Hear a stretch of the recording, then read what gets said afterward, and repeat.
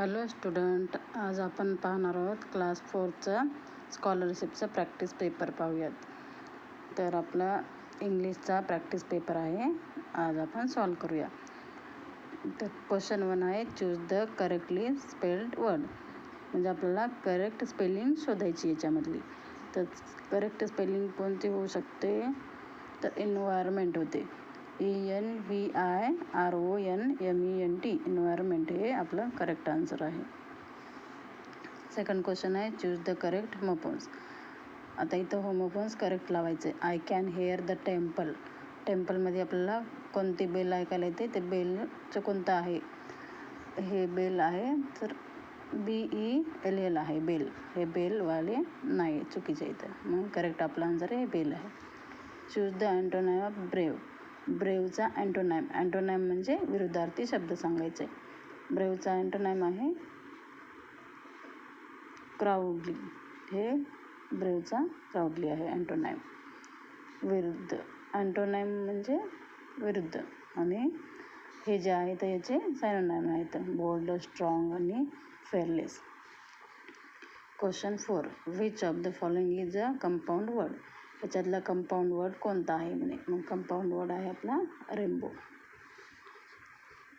Question 5, one word for a person who treats sick people is. म्हणजे जे बिमार व्यक्ती असतात त्यांना कोण ठीक करतो? तर डॉक्टर करतो. त्याचा इलाज कोण करतो? तर डॉक्टर करतो इलाज. Question 6, arrange in alphabetical order. Alphabetical ऑर्डरनुसार अरेंज करायचं आहे. मग आपलं ऑर्डर अरेंज काय ते डिअर आहे, डॉग, डॉंकी आणि डक आहे. अल्फाबेटिकलनुसार हे अरेंज केलेलं आहे म्हणून हे करेक्ट आहे. Question 7, identify the abstract noun. Abstract noun कोणता आहे याच्यामधला? तर हॅपीनेस हे ॲब्स्ट्रॅक्ट नाऊन आहे. Question 8, choose the correct personal pronoun. Personal pronoun कोणतं आहे याच्यामधलं? तर मीना अँड पर्सनल प्रोनाऊन कोणतं येते? तर आय येते. आय कशामुळे येते? कारण हे 2 सब्जेक्ट आहेत म्हणून इथं आय येते. मग करेक्ट आन्सर आपला सेकंडवाला I. Meena and I are classmate. हे जे आहेत सब्जेक्ट आहेत, म्हणजे जे काम करतात त्यांना सब्जेक्ट म्हणतात. Identify. Question 9, identify the degree of comparison. Comparison म्हणजे डिग्री ऑफ कंपॅरिझन सांगायची. तर this road is the longest in the city. पुऱ्या सिटीबद्दल कम्पेअर करायला त्या रोडला, म्हणून कोणतं येते? तर सुपरलेटिव्ह डिग्री येते. लॉंगेस्ट हे आहे याच्यामध्ये, म्हणून हे सुपरलेटिव्ह डिग्री आहे. Question 10, identify the auxiliary verb. Auxiliary verb म्हणजेच हेल्पिंग वर्ब त्याला हेल्पिंग वर्ब म्हणतात. मग याच्यातला हेल्पिंग वर्ब कोणता आहे? They have completed the work. मग याच्यात हेल्पिंग वर्ब हे हॅव आहे. Choose the correct preposition. Correct preposition शोधायचं आपल्याला. The cat is sitting on the chair, म्हणून हे ऑन होते. Question option 1, on the chair.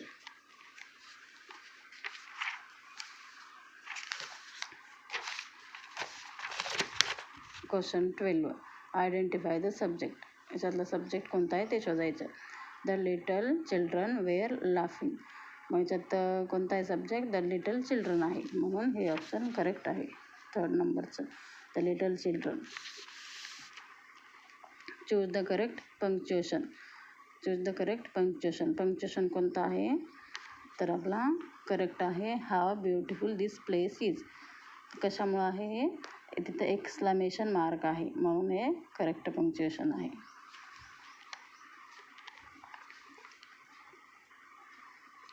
Question 14, choose the correct contracted form of do not. Do नॉटचा contracted form म्हणजे त्याचा short form कोणता आहे डू नॉटचा? तर डू नॉटचा शॉर्ट फॉर्म आहे डोंट. हे करेक्ट आन्सर आहे. Identify the tense. Tense identify करायचे. तर she wrote a letter yesterday.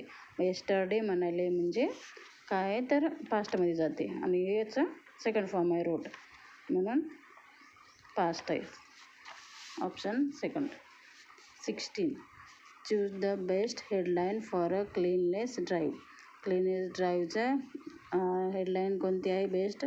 तर स्टुडंट क्लीन स्कूल कॅम्पस म्हणजे क्लीनबद्दल सांगायले.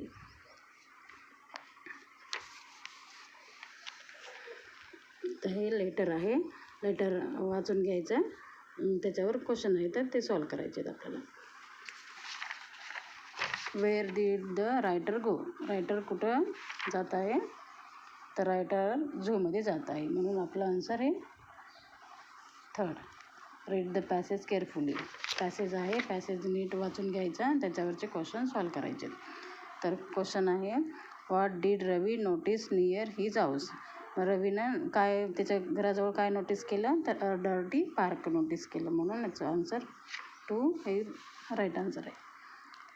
हू अप्रिशिएट देअर वर्क, तर एल्डर्स ऑफ द लोकॅलिटी हे राईट आन्सर आहे.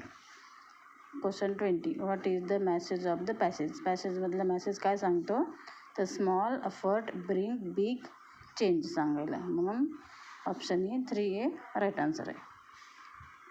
Which word is borrowed from Hindi, हिंदीचं बोरोड फ्रॉम काय आहे, तर बाजार आहे. Which stock expression is used to congratulate someone, आपण कोणाला कॉंग्रॅच्युलेट करायचं असेल तर कोणतं वर्ड वापरतो, तर हे कॉंग्रॅच्युलेशन हे एक्सप्रेशन आपण सांगतो, कॉंग्रॅच्युलेशन म्हणतो ना कोणाला आपण कॉंग्रॅच्युलेट करायचं असेल तर.